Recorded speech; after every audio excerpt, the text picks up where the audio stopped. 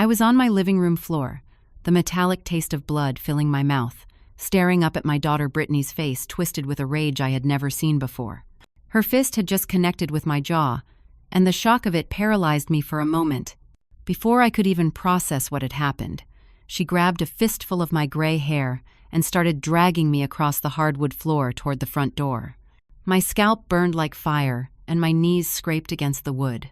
Through the open doorway, I could see neighbors frozen on the sidewalk, watching. Brittany screamed loud enough for the whole street to hear, "Get out! It's $4 million, and you're not keeping it from me." My hands clawed at the doorframe, trying to find purchase, but my fingers just slipped against the smooth wood.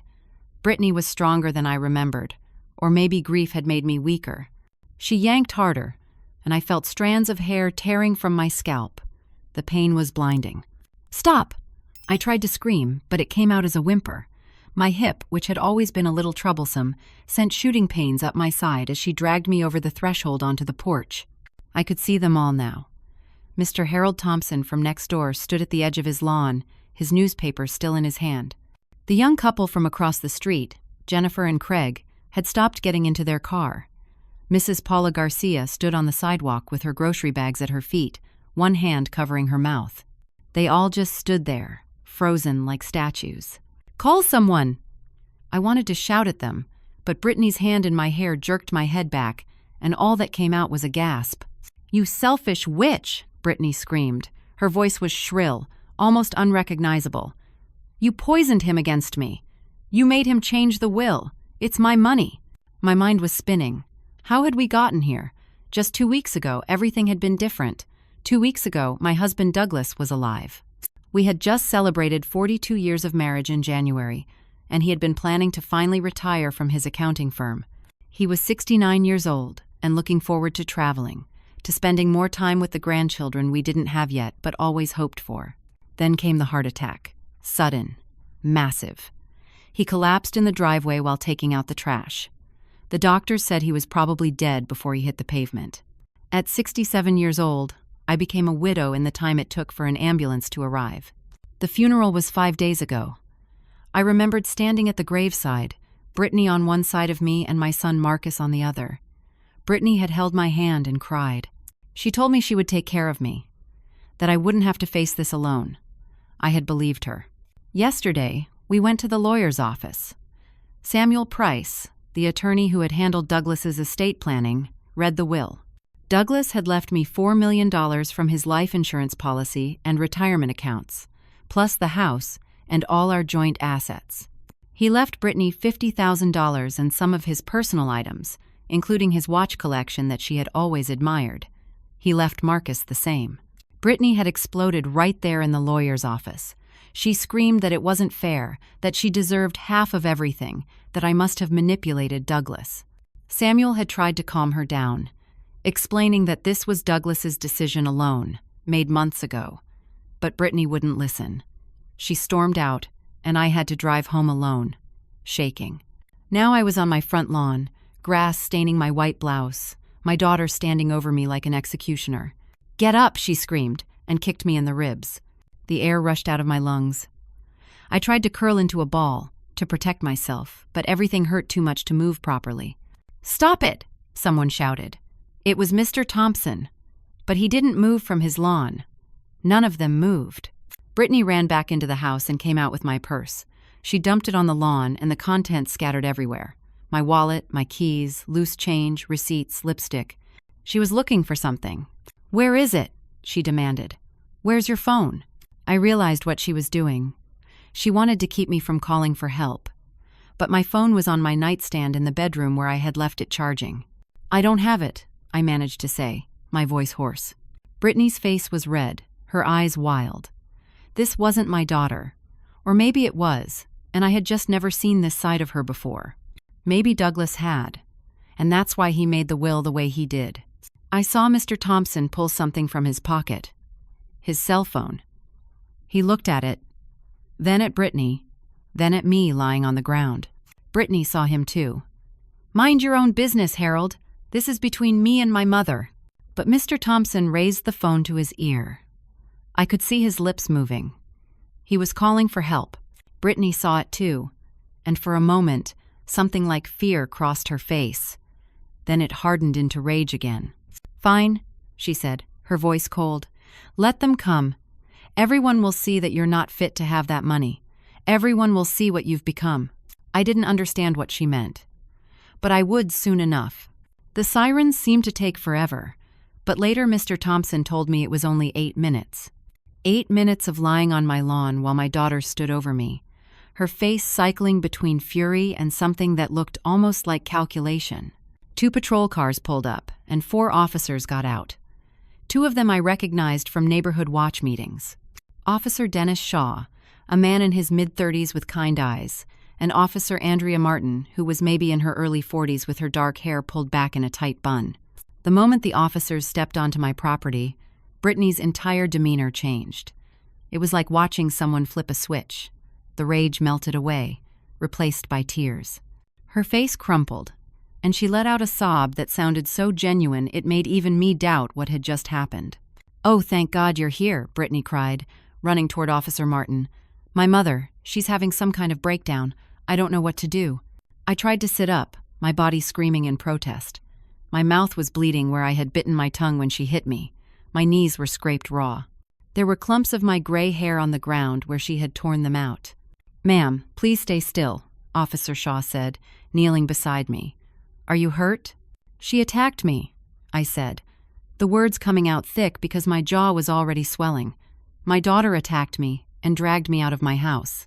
"That's not true," Brittany wailed. She held up her arm, showing a small scratch. "She came at me. I was just trying to calm her down after Dad's death, and she went crazy. Look what she did to me." I stared at that scratch. It wasn't even bleeding. I didn't remember putting it there, but maybe I had when I was trying to defend myself. I looked down at my own arms, covered in bruises, my knees bleeding, my scalp burning. "Officers," Mr. Thompson called out, walking over. I saw what happened. The daughter attacked her mother. I saw her hit Mrs. Johnson and drag her out by her hair. Jennifer and Craig came forward too. "We saw it," Craig said, his arm around his wife. "Brittany was the aggressor." Mrs. Garcia nodded vigorously. "I saw the whole thing. That poor woman was being beaten by her own daughter." Officer Martin looked at the witnesses, then at Brittany, then at me. I could see her processing, trying to make sense of conflicting stories. But before she could say anything, Brittany made her next move. "Wait," Brittany said, suddenly stopping her tears. "I can prove my mother isn't well. Just wait 1 second." She ran into the house, and I felt a cold dread settle in my stomach. What was she doing? She came back out carrying a folder. My medical folder. The one I kept in my desk drawer with all my important health documents. When had she gone through my desk? "Look," Brittany said, opening the folder and showing it to Officer Martin. "My mother had a stroke 2 years ago. She's been on medication.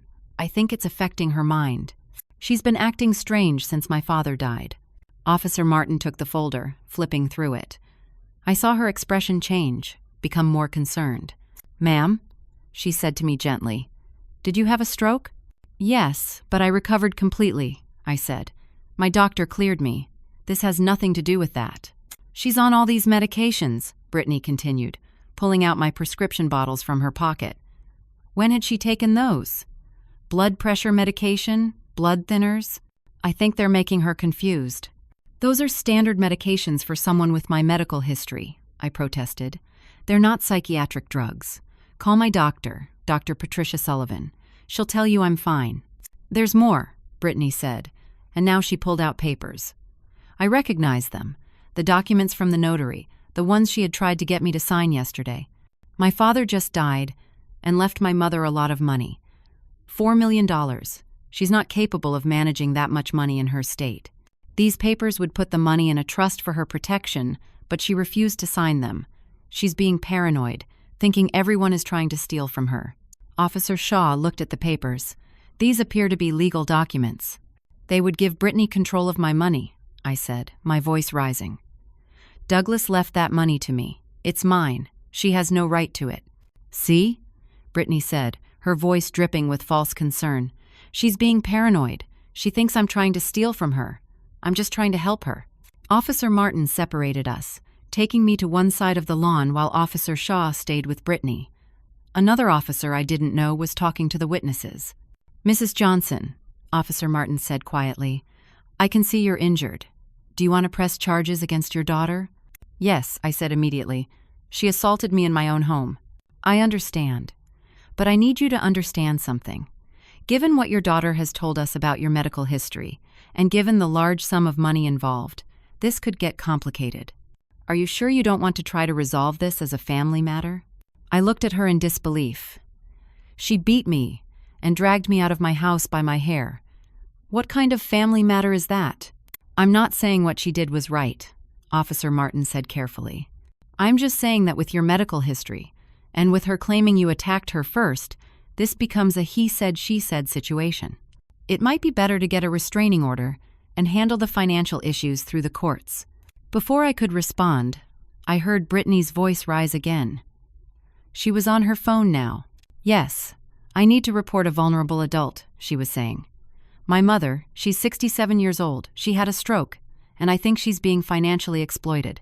She's not capable of managing her affairs." My blood ran cold. She was calling Adult Protective Services. "Yes, there's been a physical altercation," Brittany continued.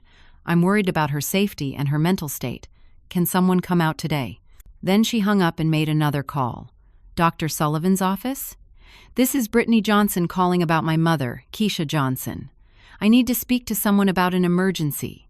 My mother is having what I think might be a psychiatric crisis." Officer Martin looked at me, and I could see the concern in her eyes. Not concern for my injuries, but concern about what Brittany was saying. "Mrs. Johnson," she said, "given everything that's happening here, maybe it would be good for you to be evaluated by a doctor, just to make sure you're okay." "I don't need a doctor," I said. "I need my daughter arrested for assault." "We're going to take statements from everyone," Officer Martin said. "But I have to be honest with you. With conflicting accounts and your medical history, this is going to be difficult to prosecute. What I can do is suggest that your daughter leave the property for tonight, and you can go to court tomorrow to get a restraining order." I felt the world tilting around me. This wasn't how it was supposed to go. The police were supposed to help me. Instead, they were treating me like I might be the problem. Brittany finished her phone calls and walked over, her face a perfect mask of concerned daughter.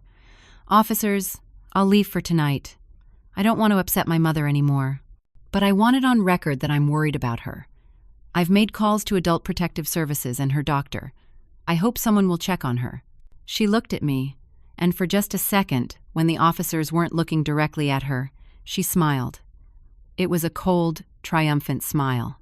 "I'll be back, Mother," she said sweetly, "with a court order. You're not competent to manage that money, and everyone is going to see that." The officers took statements from everyone. Mr. Thompson gave them his account. So did Jennifer, Craig, and Mrs. Garcia. They all said the same thing. They saw Brittany attack me. But as I listened to Officer Shaw talking to his partner, I heard him say, "With the medical history and the conflicting accounts, this is going to be tough. The daughter has a scratch, the mother has more injuries, but the daughter is claiming self-defense and mental incompetence." They didn't arrest Brittany. They told her to leave for the night. She got in her car and drove away, but not before looking back at my house with that same cold smile. After the police left, after the neighbors went back to their homes with worried glances, I stood in my living room and realized something terrible. Brittany wasn't just trying to get my money. She was trying to have me declared mentally incompetent. If she succeeded, she could get guardianship. She would control everything. The police coming hadn't saved me. It had made everything worse. I barely slept that night. Every sound made me jump. I checked and rechecked that all the doors and windows were locked. My body ached everywhere. I took some ibuprofen and tried to ice my jaw, but it was already turning purple. At around 2 a.m, I finally reached my sister Ruth in Atlanta. She had been at a concert with her phone off. "Keisha? What's wrong?" "It's the middle of the night," she said, her voice thick with sleep. I told her everything. The will, the attack, the police, Brittany's calls to Adult Protective Services, and my doctor. By the time I finished, Ruth was wide awake. "That little witch," Ruth said. "I'm driving up there first thing in the morning." "It's an 8-hour drive," I said. "I don't care. You're my sister. I'm coming." "Ruth, she's trying to have me declared incompetent." What if she succeeds? She won't, Ruth said firmly. You're the sanest person I know. We'll fight this. But as I hung up, I wasn't so sure. Brittany had been clever. She had made me look unstable in front of the police. She had evidence of my stroke. She was building a case. I finally fell asleep around 4 a.m, only to be woken at 8 by pounding on my door. I looked through the peephole and saw a man in a suit holding papers. I opened the door with the chain still on. Yes? Keisha Johnson? I'm serving you with legal papers. My hands shook as I took the envelope. Inside were court documents. Brittany had filed for emergency guardianship. The hearing was scheduled for 3 days from now. The papers claimed I was mentally incompetent and unable to manage my affairs. Attached were copies of my medical records from the stroke. I sat down on my couch, the papers falling from my hands. 3 days. I had 3 days to fight this. The phone rang. It was my bank. Mrs. Johnson, this is Karen from Fraud Prevention at First National. We had some suspicious activity on your accounts overnight. Someone tried to access them using your social security number and account numbers. We've temporarily frozen your accounts as a precaution. What? Who tried to access them? We don't have that information. But the attempt was made remotely, and they had all your personal information. Have you given anyone access to your accounts recently? No, I said, but then I realized. Brittany had been in my house for 3 days after Douglas died. She must have gone through all my paperwork, copied everything. How long will my accounts be frozen? At least a few days while we investigate. You won't be able to withdraw money or write checks until we clear this up. I hung up feeling sick. I needed money to fight Brittany legally, but now I couldn't access my own accounts. I called the lawyer who had read Douglas's will. Samuel Price. Mr. Price, I need your help. My daughter is trying to get guardianship of me. I heard, he said. I got a call from her attorney this morning. Mrs. Johnson, I have to be honest with you. These cases are difficult. If she can show that you're not competent, a judge might grant her request. But I am competent. This is all because she's angry about the will. I understand. But you'll need legal representation. My rate is $250 an hour, and I'll need a $15,000 retainer to take your case. $15,000. I had that and more, but it was all in frozen accounts. My accounts are frozen. I explained the situation. I'm sorry, Mrs. Johnson, but I can't represent you without payment. Perhaps you could borrow money from family? I thought of Marcus, my son in Phoenix. Maybe he would help. I called him. He answered on the 4th ring. Mom? Marcus, I need your help. Your sister attacked me, and now she's trying to get guardianship. She's claiming I'm incompetent. There was a long pause. Brittany called me yesterday. She said you've been acting strange since Dad died. She said you're being paranoid. Marcus, she assaulted me. She dragged me out of the house by my hair. She said it was self-defense. She said you came at her first. That's not true. The neighbors saw what happened. They all said Brittany was the aggressor. Another pause. Mom, I don't want to take sides. This is between you and Brittany. I think you should work it out as a family. Work it out? She beat me, Marcus. She's trying to steal my money. It's Dad's money, Marcus said, his voice getting colder. And maybe Brittany has a point. Maybe you're not thinking clearly. Maybe someone should help you manage things. I felt like he had slapped me. You believe her? You think I'm incompetent? I think you're grieving. I think maybe you need help. Look, I have to go. I'm staying out of this. He hung up. My own son hung up on me. I sat there, holding the phone, feeling more alone than I had ever felt in my life. Douglas was gone. Brittany wanted to destroy me. Marcus wouldn't help. Ruth was 8 hours away. My phone buzzed with an email. It was from an attorney named Lawrence Webb. He represented Brittany.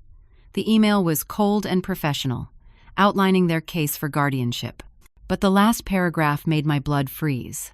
Please be advised that we are also investigating whether the last will and testament of Douglas Johnson was executed under undue influence.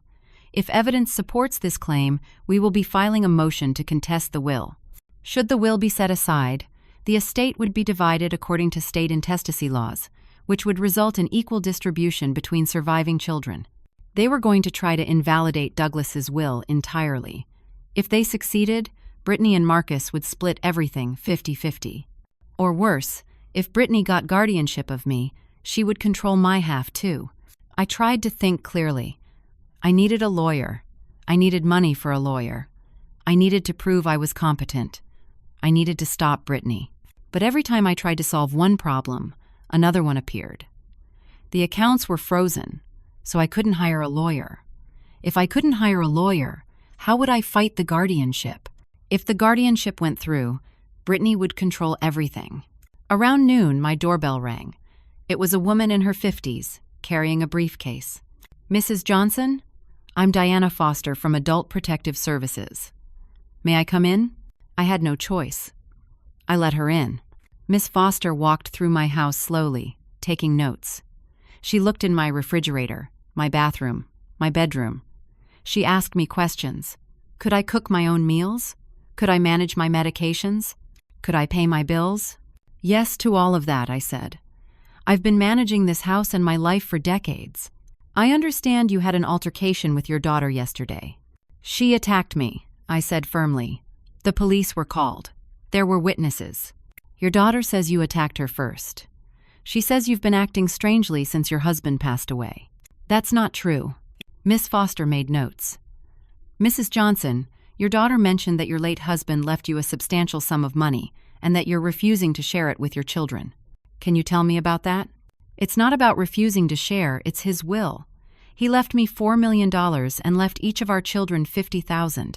That was his decision, not mine. Why do you think he made that choice? Because it was his money, and his right to distribute it as he saw fit. Your daughter seems to think you influenced him. I didn't. The will was made months ago. I didn't even know the exact amounts until after he died. Miss Foster kept making notes. Every answer I gave, she wrote something down. I didn't know if I was helping or hurting my case. Mrs. Johnson, I'm going to be honest with you. There's some concern about your ability to make sound decisions. The amount of money involved is significant, and there's been family conflict and physical violence. I'm going to recommend a full competency evaluation. I don't need an evaluation. I'm perfectly competent. That may be true. But given the circumstances, I think it would be in everyone's best interest. After she left, I felt defeated. Another mark against me. Another person questioning my competence. I had to do something. I couldn't just wait for everything to fall apart. I looked around my house, trying to think of what I could do. Then I remembered. I had some jewelry. Douglas had given me pieces over the years. Anniversary presents, birthday gifts. They had to be worth something. I gathered everything. My wedding ring set, a diamond necklace Douglas gave me for our 25th anniversary, pearl earrings, a gold bracelet. I put them in a bag and drove to a pawn shop on the edge of town. The man behind the counter looked at the jewelry with a practiced eye. I can give you $1,200 for all of it. $1,200? But these are worth at least $5,000. He shrugged. Pawn shop prices. You want it or not? It wasn't enough. Not nearly enough for a lawyer, but it was something. I'll think about it, I said and left. When I got home, there was a van in my driveway. Brittany's car was there too. She was standing on my porch with two men. One was wearing a suit. The other was younger, casual clothes. My heart started racing. What was she doing here? I got out of my car and walked toward them. Mother, Brittany said, her voice sickeningly sweet. These gentlemen are here to help you. Help me with what? The man in the suit stepped forward. Mrs. Johnson, I'm Lawrence Webb, your daughter's attorney. This is Thomas, a professional organizer. We're here to help you prepare for a temporary move. A temporary move? What are you talking about? Mother, you can't stay here alone, Brittany said. You're not well. I found a lovely assisted living facility, just until you're feeling better. I'm not going anywhere. This is my house. Mrs. Johnson, Lawrence Webb said, pulling out his phone. I noticed he was recording. We're just concerned for your welfare. Living alone in this big house, managing all this money, it's too much for you right now. Get off my property, I said, trying to keep my voice steady. All of you. See? Brittany said to the lawyer, her voice quivering. She's being paranoid again. She thinks we're trying to hurt her. I realized what they were doing. This was a setup. They wanted me to lose my temper, to look unstable on camera. I took a deep breath. Mr. Webb, I am competent to manage my own affairs. This is my house. I am asking you politely to leave. We're just trying to help, Thomas, the supposed organizer said. Then he pulled out his phone and made a call. Yes, I need to report a possible mental health crisis. We have a woman here who's becoming agitated and seems to be having an episode. He was calling 911. Again. Within 10 minutes, another police car arrived. Different officers this time. Officer Raymond Foster and Officer Melissa White. They saw Brittany, crying. They saw Lawrence Webb, concerned and professional. They saw Thomas, worried. Then they saw me, standing in front of my house, angry and defensive. Ma'am, are you feeling all right? Officer Foster asked me. I'm fine. These people are harassing me. We're not harassing anyone, Lawrence Webb said smoothly. We're concerned about Mrs. Johnson's welfare. She's been having difficulty since her husband passed away. I'm not having difficulty. I want them to leave my property. Officer White took me aside. Mrs. Johnson, would you be willing to go to the hospital for an evaluation, just to make sure you're okay? An evaluation? Why? Just as a precaution. Given everything that's been reported about you lately, it might help your situation to have a doctor confirm you're doing all right. I looked at her. I looked at all of them. And I realized I was trapped. If I refused to go, they would note it in their report, and it would be used against me at the guardianship hearing. If I went, they might try to keep me there, and I would miss the hearing. But what choice did I have? Fine, I said. I'll go. Officer White drove me to the hospital. I sat in the back of the patrol car, feeling like a criminal. When we got to the emergency room, she walked me to the psychiatric intake area. Someone will be with you soon, she said, and left. I sat in the waiting room for 4 hours. People came and went. Some were clearly in crisis, talking to themselves or crying. Others looked like me, scared and confused about why they were there. Finally, a young doctor called my name, Dr. Raymond Nash. He looked tired, like he had been working a long shift. He took me to a small examination room and started asking questions. Standard things at first. Did I know what day it was? Who was the president? Could I count backward from 100 by sevens? I answered everything correctly. Then he asked about why I was there. I explained everything. Douglas's death, the will, Brittany's attack, her attempt to get guardianship, her conspiracy to have me declared incompetent. As I talked, I watched his face. I could see him processing, and I could see the doubt creeping in. Because as I said it all out loud, I heard how it sounded. Paranoid. Like I thought everyone was against me. Mrs. Johnson, do you feel like people are trying to hurt you? He asked. I don't feel like it. They are. My daughter beat me. Here, look. I showed him my bruises, the scabs on my knees. He examined them and made notes. Do you think your daughter wants to harm you? She wants my money. She's trying to have me declared incompetent so she can control it. More notes. Mrs. Johnson, I think you've been under a lot of stress. Losing your husband, family conflict over money, it's a lot to deal with. I'd like to admit you for observation. Just for 48 hours. You can rest, and we can make sure you're coping okay. 48 hours? No. I have a court hearing in 3 days. If I'm here, I'll miss it. What court hearing? The guardianship hearing. If I'm not there, my daughter wins by default. Dr. Nash looked at me with what I'm sure he thought was compassion. Mrs. Johnson, maybe that wouldn't be the worst thing. Maybe having someone help you manage things for a while would take some of the pressure off. I stared at him. He thought I should just give up. Just let Brittany take control. I'm not staying here, I said, standing up. Mrs. Johnson, I'm placing you on a voluntary hold. If you try to leave, it becomes involuntary. You can't do that. I'm not a danger to myself or anyone else. You're under extreme stress. You've been involved in 2 physical altercations in 2 days. I think you need rest and observation. I felt panic rising. This was it. This was how Brittany would win. I would be stuck in a psychiatric ward while she got guardianship by default. I need to use the bathroom, I said. Dr. Nash hesitated, then nodded. There's one right outside. Don't go anywhere else. I went to the bathroom and locked the door. My hands were shaking as I pulled out my phone. I had to call someone. But who? Then I remembered what Ruth had said on the phone. Remember Douglas's friend? The lawyer? What was his name? Gregory Walsh, Douglas's college roommate. They had stayed close over the years, meeting for lunch once a month. Gregory had retired from practicing law about 7 years ago, but he and his wife Carol still lived about 40 minutes away. I found his number in my contacts and called. It rang 4 times. "Please answer," I prayed. "Hello?" His voice was groggy. It was nearly midnight. "Gregory, it's Keisha, Douglas's wife. I need help." I told him everything as quickly as I could. The will, the attack, the guardianship petition, the frozen accounts, and now being held at the hospital. "Stay exactly where you are," Gregory said, suddenly wide awake. "I'm coming to get you right now. Don't let them admit you." "How do I stop them?" "Just walk out. You said it's a voluntary hold. That means you can leave. They'll try to stop you, but they can't physically restrain you unless you're an involuntary hold. Just walk out and wait for me in the parking lot." My hands were shaking so hard I could barely hold the phone. "Gregory, the hearing is in less than 3 days. I don't have a lawyer. I don't have access to money. We'll figure it out. I'm getting dressed right now. Carol's getting the car keys. We'll be there in 40 minutes. Just get out of there and wait for us." I hung up and looked at myself in the bathroom mirror. My face was bruised.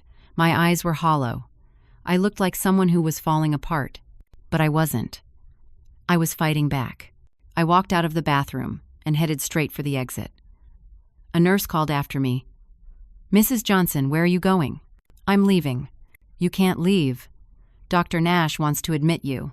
"I'm not staying." She got on the phone, probably calling security. But I was already out the door. I walked quickly through the emergency room and out into the parking lot. It was cold, and I didn't have a jacket, but I walked to the far end of the parking lot and waited in the shadows, praying Gregory would get there before hospital security found me. 38 minutes later, a car pulled up. Gregory got out, and even in the darkness I could see the concern on his face. He was 74 years old now, his hair white, but his eyes were sharp. "Get in," he said. Carol was in the passenger seat. She turned around and took my hand. "Oh, honey," she said softly. As Gregory drove away from the hospital, I finally let myself cry. Not from pain or fear, but from relief. Someone was helping me. Someone believed me. "I haven't practiced law in 7 years," Gregory said as he drove. "But I still know how the system works, and I still have friends who owe me favors. We're going to fight this, Keisha. We're going to fight this, and win." We arrived at Gregory's house a little after 1 in the morning. Carol made coffee while Gregory fired up his computer. His home office looked like it hadn't changed since he retired. Law books lining the walls, framed degrees, photographs of him with Douglas from their college days. "Tell me everything again," Gregory said, pulling out a legal pad. "Start from the beginning. Don't leave anything out." So I told him. I told him about Douglas's death, about the will, and how Brittany had reacted. I told him about the 3 days she had lived in my house after the funeral, how she had been going through my papers without my knowledge. I told him about the assault, the police, the Adult Protective Services visit, the hospital. Gregory took notes, asking questions, his lawyer mind working through the details. "The hearing is the day after tomorrow at 9 in the morning," he said. "That doesn't give us much time. I'll need to file emergency motions first thing when the courthouse opens." "Can you do that? I thought you were retired." "I am. But I can file a motion to appear pro hac vice, just for this one case. Judge Franklin Pierce is hearing it. I know Frank. We went to law school together. He's tough, but he's fair." Actually, that wasn't quite true, and Gregory's face told me he was holding something back. "What is it?" I asked. He sighed. "Frank Pierce is fair, but he's also known for ruling quickly in guardianship cases. He thinks that family disputes should be settled within the family, and he's not always sympathetic to elderly people who, in his view, cause drama. If Brittany's lawyer presents a good case, Frank might grant temporary guardianship just to keep the peace until things are sorted out." My heart sank. "So even with you helping me, I might lose?" "Not if I can help it. But I need ammunition. What proof do we have that you're competent and that Brittany is the problem?" I thought about it. The witnesses, the neighbors who saw her attack me. Good. What else? I passed all of Dr. Sullivan's cognitive tests after my stroke. My medical records show complete recovery. Excellent. Anything else? I suddenly remembered. The texts. Douglas's texts from before he died. I pulled out my phone and started scrolling back through my message history with Douglas. And there it was. From 3 months ago. Just updated the will. Talked to Samuel about Brittany's situation. She can never know. What situation?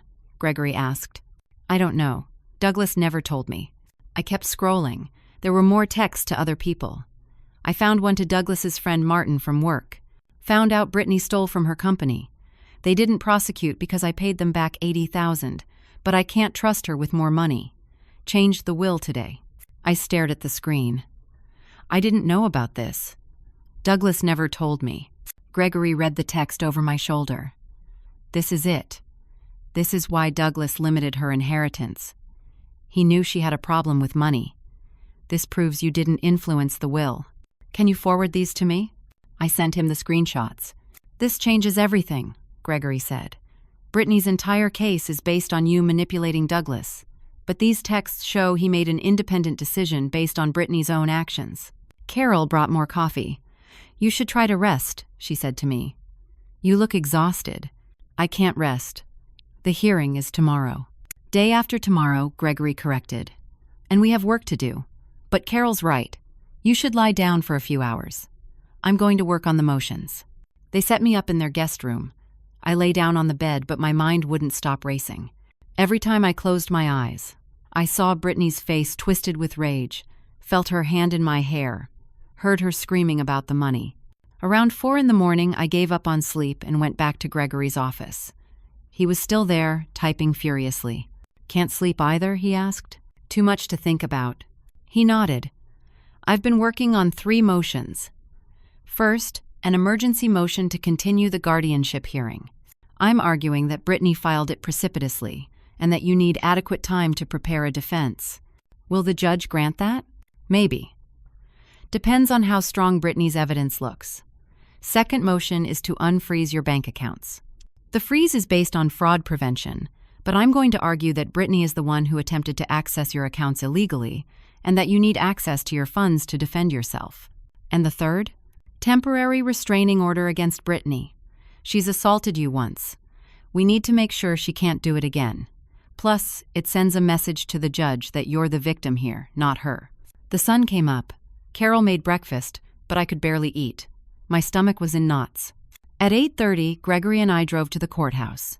We went straight to the clerk's office to file the motions.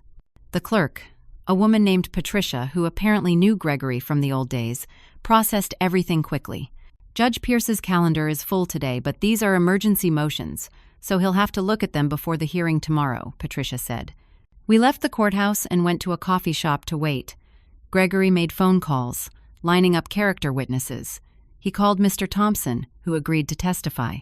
He called my doctor's office and spoke to Dr. Sullivan directly, explaining the situation. She's going to write a letter for the court, Gregory told me. She said you've always been completely competent and that the stress you're under is situational, not a sign of mental decline. Around 2 p.m, Gregory's phone rang. It was Patricia from the courthouse. Judge Pierce wants to see everyone in chambers at 4 o'clock today, she said. He's reviewed the motions and wants to hear from both sides before tomorrow's hearing. My palms were sweating as we drove back to the courthouse. This was it. This was my chance to convince the judge that I was being targeted, not that I was incompetent. We walked into Judge Pierce's chambers at exactly 4 o'clock. Brittany was already there with her lawyer, Lawrence Webb. When Brittany saw me, her face went hard. Judge Pierce was sitting behind his desk. He was 68 years old, stern-looking, with gray hair and sharp eyes behind wire-rimmed glasses. "Everyone sit down," he said. His voice was firm but not unkind. "I've read these emergency motions, and I've read the guardianship petition. This is a mess, a family mess. And I don't like family messes in my courtroom." "Your Honor," Lawrence Webb began, "my client is genuinely concerned about her mother's welfare." "I'm sure she is," Judge Pierce said dryly, "and I'm sure that $4 million has nothing to do with it." Lawrence Webb bristled. "Your Honor, that's unfair. My client simply wants to ensure her mother is protected." "Protected from what? From controlling her own money that her husband left to her in a legally executed will?" Judge Pierce looked at the papers in front of him. Mr. Walsh, you've filed a motion to continue the hearing. On what grounds? Gregory stood. Your Honor, Miss Brittany Johnson filed this petition 2 days after physically assaulting my client. There were witnesses to the assault. Miss Johnson dragged her mother out of her house by her hair. This guardianship petition is retaliatory and is being used as a tool to gain control of her mother's inheritance. That's absolutely not true, Lawrence Webb protested. Mrs. Keisha Johnson attacked my client first. My client has injuries. A scratch, Gregory said. While my client has a bruised jaw, scraped knees, and multiple witnesses who saw your client as the sole aggressor. Judge Pierce held up his hand. I'm not litigating the assault right now. That's a separate matter. What I want to know is whether there is any legitimate basis for this guardianship petition. Mr. Webb, what evidence do you have that Mrs. Johnson is incompetent? She had a stroke 2 years ago, Your Honor. She's on multiple medications. She's been exhibiting paranoid behavior. Paranoid? Gregory said. Your Honor, my client is not paranoid. She's being actively threatened by her daughter. That's not paranoia. That's reality. I've also filed a motion to unfreeze Mrs. Johnson's bank accounts, Gregory continued. The accounts were frozen due to an unauthorized access attempt. I believe that attempt was made by Miss Placeland, Brittany Johnson, using information she obtained while living in her mother's house after her father's death. Brittany spoke for the first time. That's a lie. I never tried to access her accounts. Then who did? Gregory asked. Someone with her social security number and account information tried to access them the same day you filed the guardianship petition. Quite a coincidence. Judge Pierce looked at Brittany, and I saw something shift in his expression. Suspicion. Mr. Webb, does your client have any evidence of actual incompetence? Medical reports? Psychiatric evaluations? Anything beyond the fact that Mrs. Johnson had a stroke 2 years ago? We're working on getting a full evaluation, Your Honor, but given the circumstances, we believe temporary guardianship is warranted until a complete assessment can be done. I disagree, Judge Pierce said. I'm denying the request for temporary guardianship. The hearing will proceed as scheduled tomorrow at 9 a.m., but I'm putting both parties on notice. I want real evidence, not family squabbling. Mrs. Johnson, you'll need to submit to a competency evaluation. I'm ordering one to be done by a court-appointed psychiatrist. Mr. Webb, your client needs to provide evidence that Mrs. Johnson is actually incompetent, not just that she's making decisions your client doesn't like. He looked at the motion to unfreeze the accounts. I'm granting this motion. Mrs. Johnson's accounts will be unfrozen immediately. She has a right to access her own money. Then he looked at the restraining order motion. I'm granting a temporary restraining order. Miss Brittany Johnson, you are to stay at least 500 feet from your mother until the hearing tomorrow. If I find you violated this order, you'll be held in contempt. Brittany's face went red. Your Honor, she's my mother. I'm just trying to help her. If you want to help her, you'll stay away from her until we sort this out in court, Judge Pierce said firmly. We're done here. I'll see everyone tomorrow morning. We left the chambers. In the hallway, Brittany caught up to us. This isn't over, she hissed at me. I'll prove you're not fit to have that money. Miss Johnson, Gregory said sharply, you're violating the restraining order by approaching my client. I suggest you leave now. Lawrence Webb pulled Brittany away, whispering urgently to her. As we walked to Gregory's car, I felt lighter than I had in days. I had my bank accounts back. I had a restraining order, and I had a judge who seemed skeptical of Brittany's motives. But the real hearing was tomorrow, and I still had to prove I was competent. That evening, back at Gregory's house, we prepared for the hearing. Gregory drilled me on questions I might be asked. Carol helped me pick out appropriate clothes to wear, something professional but not flashy. We wanted me to look like a competent, responsible woman, not like someone fighting over money. Around 9 p.m., Gregory's phone rang. It was his friend Dr. Helen Rodriguez, a geriatric psychiatrist he had called earlier. I pulled some strings, Gregory told me after he hung up. Dr. Rodriguez agreed to do your competency evaluation tonight instead of making you wait for the court-appointed one. She'll be here in an hour. Dr. Rodriguez arrived at 10 p.m. She was in her 50s, professional and kind. She spent 2 hours with me. asking questions, having me perform various cognitive tests, reviewing my medical history. "Mrs. Johnson," she said finally, "there is absolutely nothing wrong with your mental competence. You're under tremendous stress, which is completely understandable given the circumstances. But you're lucid, oriented, and capable of managing your own affairs. I'll write a report for the court stating exactly that." I could have cried with relief. That night, I finally slept. Not well, but I slept. And when I woke up, it was the morning of the hearing. Gregory and I arrived at the courthouse at 8:30. The hearing was at 9. We went to the courtroom and found seats. Brittany was already there with Lawrence Webb. She wouldn't look at me. A few minutes later, Mr. Thompson arrived. So did Jennifer and Craig from across the street. Gregory had subpoenaed them as witnesses. At exactly 9 a.m., the bailiff called the courtroom to order. All rise. The Superior Court for the county is now in session, the Honorable Judge Franklin Pierce presiding. Judge Pierce entered and took his seat. "Be seated. We're here for the matter of Brittany Johnson's petition for guardianship of Keisha Johnson. Mr. Webb, you may call your first witness." Lawrence Webb stood. "Your Honor, I call Brittany Johnson to the stand." Brittany walked to the witness stand and was sworn in. She sat down, and Lawrence Webb began asking her questions. "Miss Johnson, can you tell the court about your relationship with your mother?" "I love my mother," Brittany said, her voice soft and emotional. "She raised me and my brother. She was always there for us. But since my father died 3 weeks ago, she's been different." "Different how?"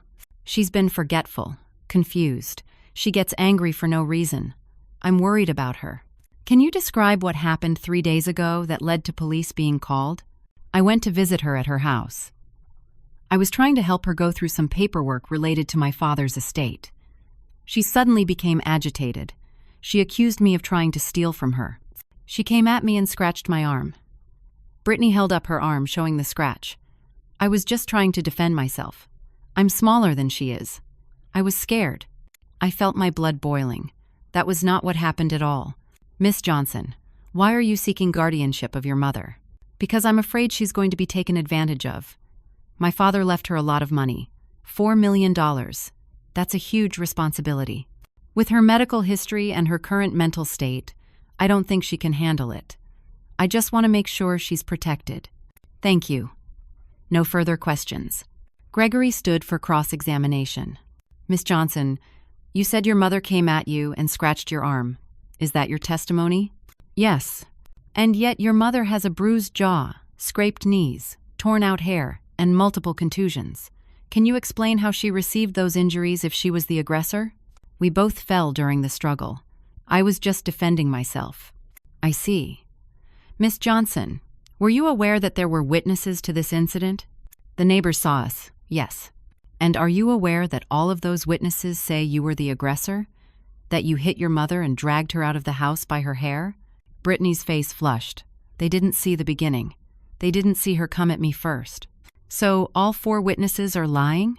"They just didn't see what really happened." Gregory pulled out his phone. "Your Honor, I have video evidence. May I play it for the court?" Judge Pierce nodded. "Proceed." Gregory connected his phone to the courtroom's display system. The video from Mr. Thompson's phone played. You could clearly see Brittany dragging me across the lawn by my hair. You could hear her screaming about the money. The courtroom was silent as the video played. When it ended, Judge Pierce looked at Brittany with clear distaste. "Miss Johnson," Gregory said, "that video shows you assaulting your mother. It shows you dragging her by her hair while she tries to resist. It shows you screaming about $4 million. Does that look like self-defense to you?" "She provoked me," Brittany said, her voice harder now. The sweet, concerned daughter act was slipping. "Provoked you how? By refusing to give you money that wasn't yours?" "It should be mine. My father would have wanted me to have it. But he didn't leave it to you, did he? He left you $50,000. Why do you think that was?" "Objection," Lawrence Webb said. "Calls for speculation." "I'll allow it," Judge Pierce said. "The witness may answer." Brittany glared at Gregory. "My mother poisoned him against me. She made him change the will." Gregory pulled out papers. "Your Honor, I'd like to enter into evidence text messages from Douglas Johnson to various people, dated 3 months before his death." He handed copies to the judge and to Lawrence Webb. Then he read aloud, "Text from Douglas Johnson to Samuel Price, his attorney. Just updated the will. Talked to Samuel about Brittany's situation." She can never know. He looked at Brittany. "What situation was your father referring to?" Brittany said nothing. Gregory read another text. Text from Douglas Johnson to his colleague Martin Hayes. "Found out Brittany stole from her company. They didn't prosecute because I paid them back $80,000. But I can't trust her with more money. Change the will today." Brittany's face went white. "Miss Johnson, did you steal from your employer?"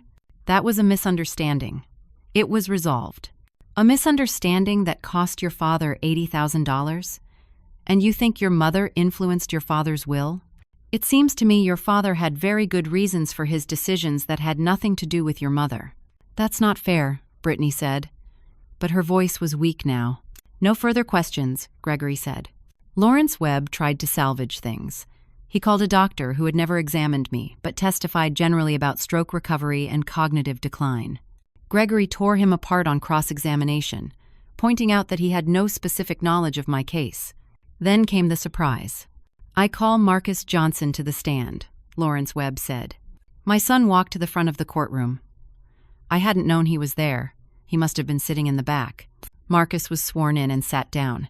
He wouldn't look at me. "Mr. Johnson, you're the brother of Brittany Johnson and the son of Keisha Johnson, correct?"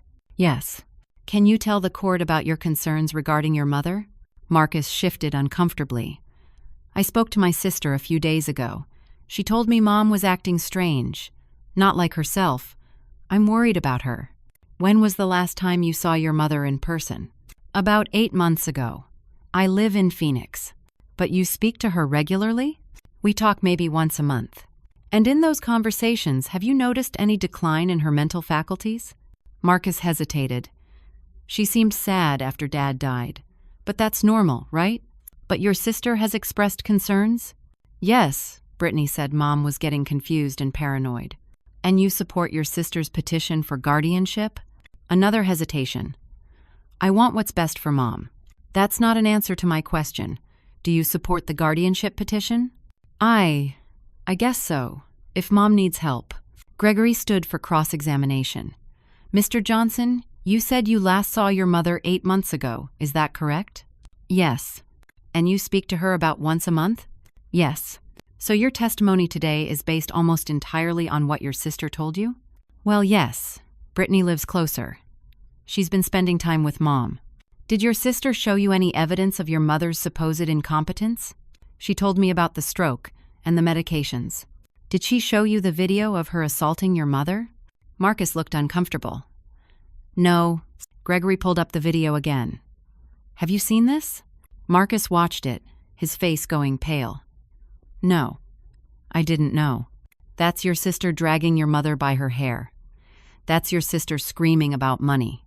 Did your sister tell you she did this?" "She said there was a fight. She said it was mutual." "Does that look mutual to you?" "No," Marcus said quietly.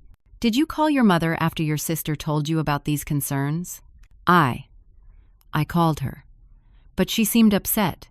She said Brittany had attacked her. I thought she was being dramatic." "So you took your sister's word over your mother's without investigating?" "I didn't know what to believe." "Mr. Johnson, did you know that your father discovered your sister had stolen from her employer and that he paid back $80,000? Marcus looked shocked. "No, I didn't know that." "Did you know that's why your father limited your sister's inheritance?" "No." "Did you know your sister tried to get your mother to sign over $3 million 3 days after your father died?" "No." "So you've come here today to support a guardianship petition based on incomplete and false information provided by your sister?" Marcus looked miserable. "I just wanted to help." "By taking your mother's autonomy away?" "I didn't understand." "I'm sorry." "No further questions," Gregory said. As Marcus left the stand, he finally looked at me. His eyes were filled with tears. "I'm sorry, Mom," he mouthed. I didn't respond. The hurt was too deep. Judge Pierce called a 15-minute recess. Gregory and I sat in the courtroom while everyone else filed out. "We're winning," Gregory said quietly, "but we need to seal it. I'm calling you to the stand next." When court resumed, Gregory called me as a witness. I walked to the stand, my legs shaking, and was sworn in. Gregory asked me questions about my daily life. What did I do each day? How did I manage my medications? How did I pay my bills? I answered everything, clearly and calmly.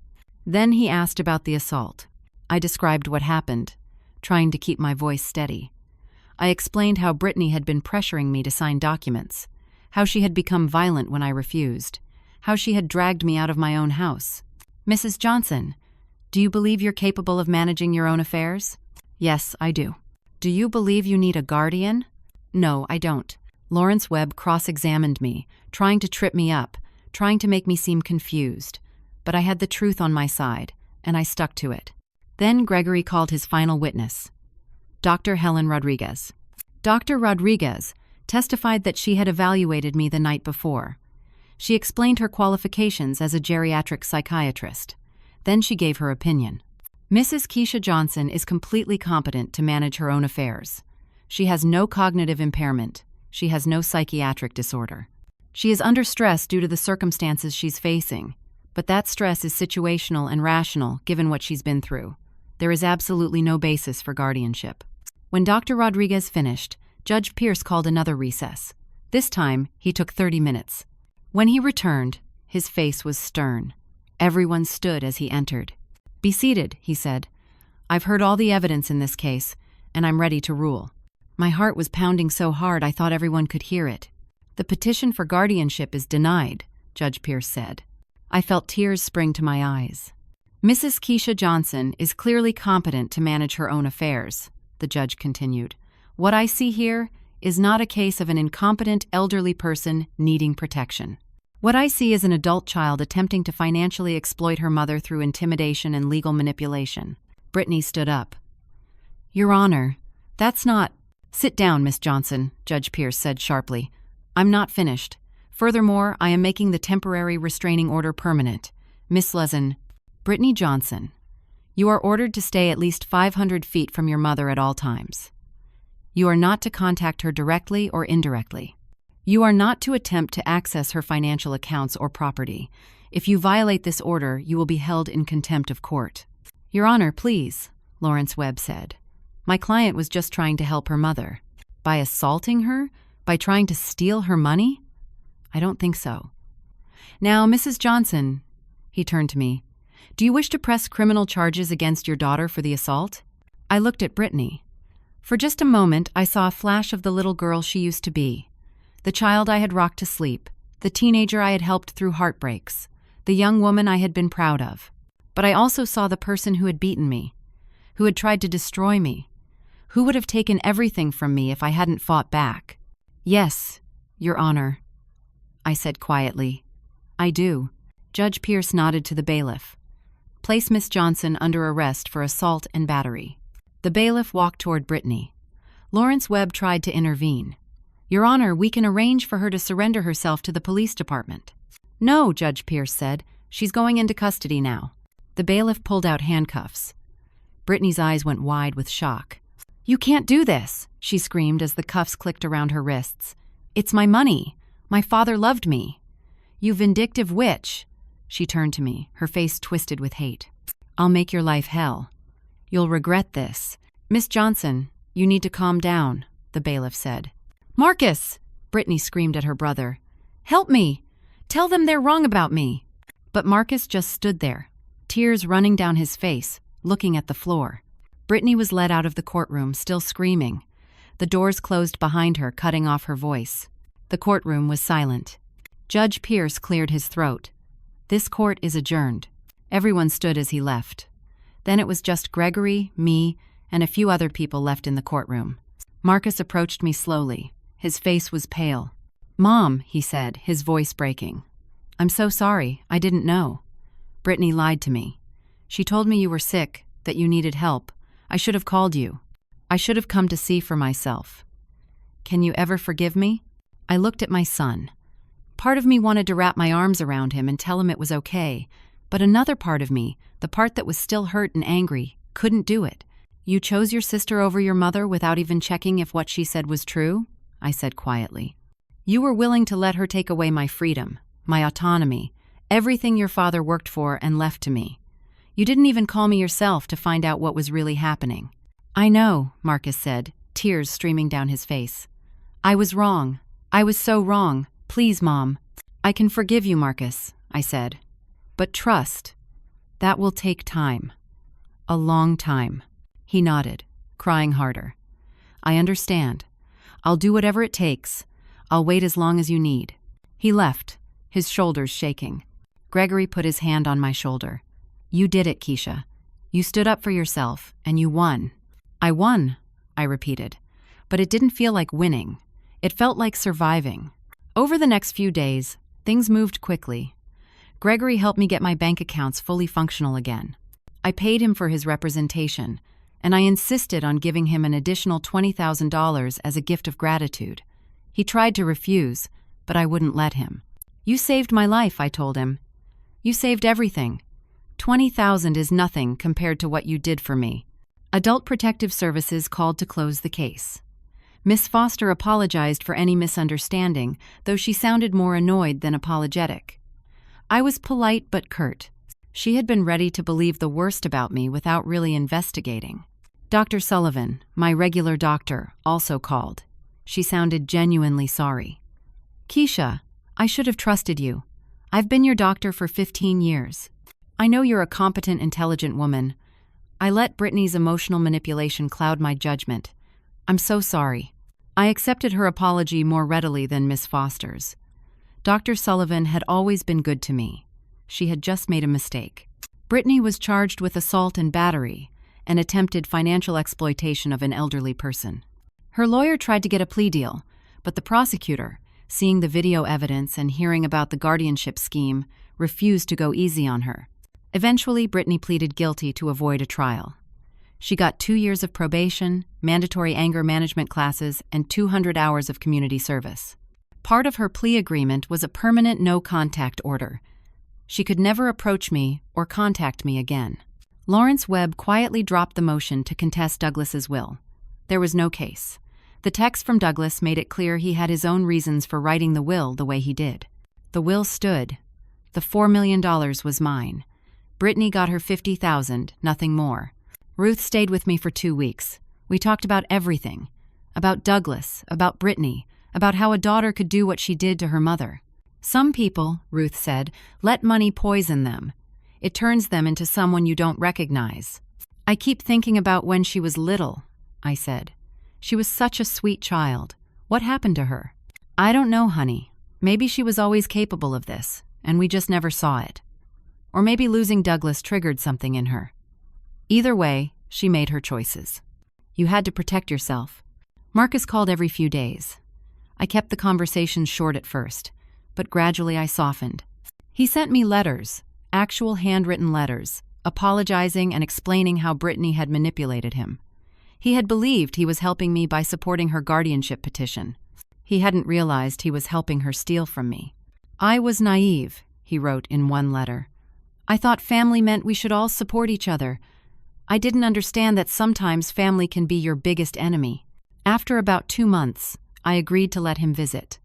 He flew in from Phoenix, and we had dinner. It was awkward at first, but slowly we started to rebuild our relationship. It would never be the same as before, but maybe it could be something. Brittany, I never spoke to again. I heard through Marcus that she had moved to another state. She had lost her job during the legal proceedings. She was struggling financially. Part of me felt sorry for her, but mostly, I just felt relief that she was out of my life. 6 months after the hearing, I made a decision. I couldn't stay in that house anymore. There were too many memories, both good and bad. Every time I walked through the living room, I remembered being dragged across that floor. Every time I looked out the front door, I saw myself on the lawn, bleeding and scared. I sold the house. It sold quickly for a good price. I bought a smaller condo in a senior community about 20 miles away. It was beautiful, with large windows and a view of a little lake. I made new friends there, people my age, many of them widows and widowers like me, all of us navigating this stage of life. I started volunteering at a legal aid clinic, helping other elderly people who were facing financial abuse from family members. Gregory introduced me to the organization, and I discovered I had a passion for it. I could help people avoid what I went through. I could be the voice that warned them, that helped them fight back. I used some of Douglas's money to set up a fund at the clinic, specifically for elderly abuse cases. I called it the Douglas Johnson Justice Fund. He would have liked that.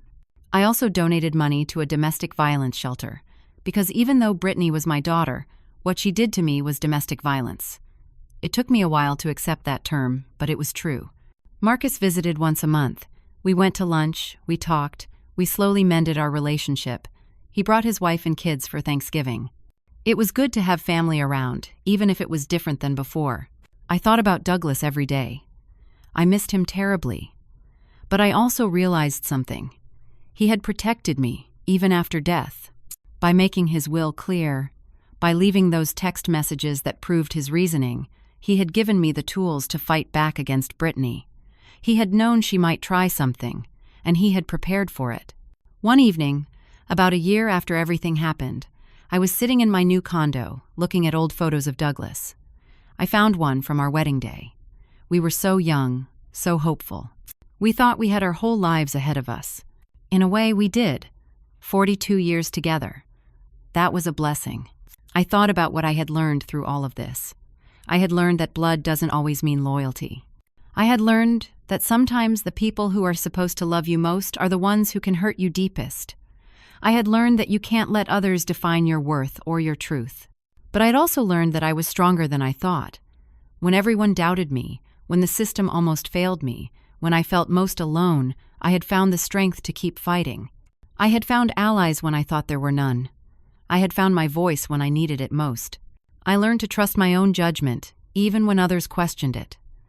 I learned that asking for help isn't weakness. Calling Gregory that night from the hospital bathroom had saved me.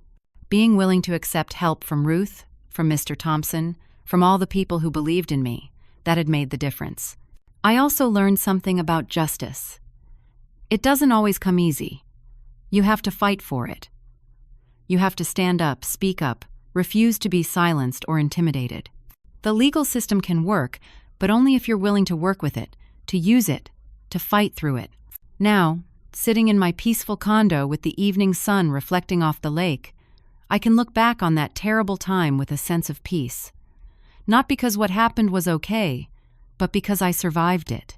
More than survived, I prevailed. The $4 million that Brittany tried so hard to take from me? It's safe in investments, growing steadily. I live comfortably on the interest and Douglas's pension. I don't need much. The money isn't what matters anyway. What matters is that my dignity is intact. My autonomy is mine. My life is mine. And nobody, not even my own daughter, could take that away from me.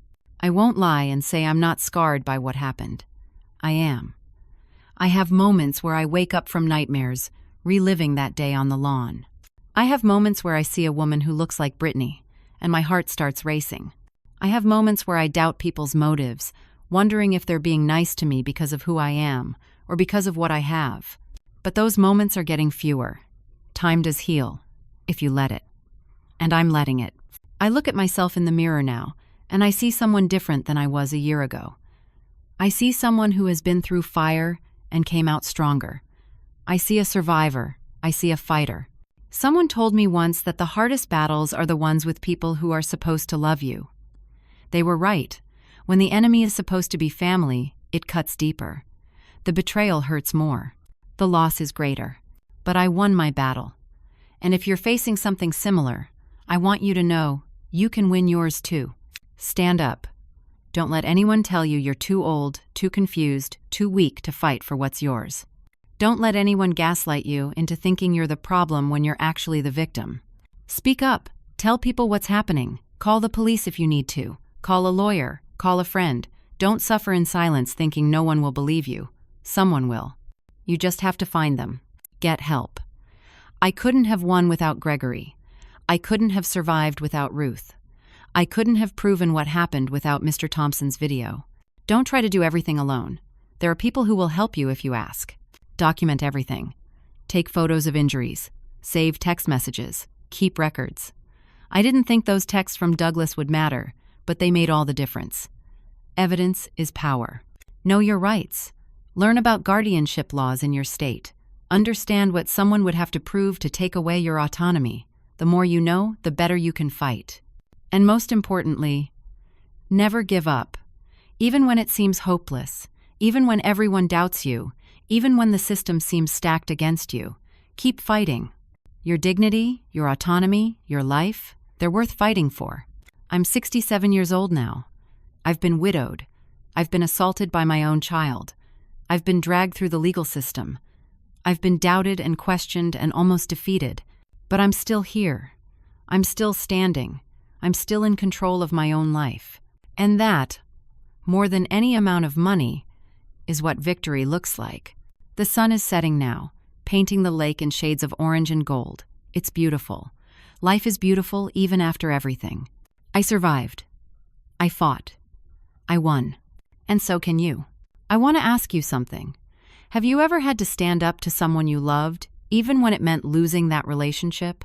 Have you ever had to fight for what was rightfully yours against people who should have been protecting you? What would you have done in my situation? Please share your thoughts in the comments below. Your story might help someone else who's going through something similar.